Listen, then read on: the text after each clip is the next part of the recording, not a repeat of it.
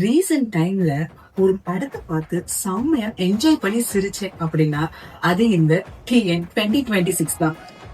இந்த எலெக்ஷன் டைம்ல ஹாலிடேஸ்க்கு பசங்க ஃபேமிலி அண்ட் ஃப்ரெண்ட்ஸோட பார்க்கறதுக்கு பெஸ்ட் படம்னா அது டிஎன் 2026 தாங்க.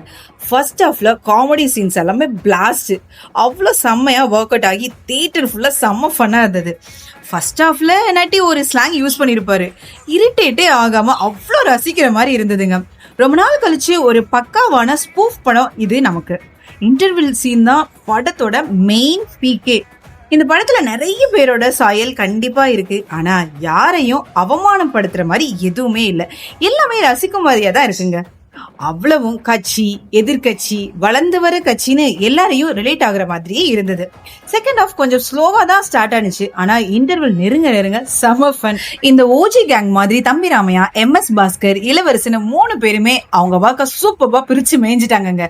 அண்ட் எண்ட்ல ஒரு ஸ்பெஷல் கேமியோ கண்டிப்பா அது அன்எக்ஸ்பெக்டட் தான். ஸோ தியேட்டர்ல ரிலீஸ் ஆயிடுச்சு, குடும்பத்தோட போய் ஃப்ரெண்ட்ஸ் அண்ட் ஃபேமிலியோட ஜாலியா என்ஜாய் பண்ணி பாருங்க.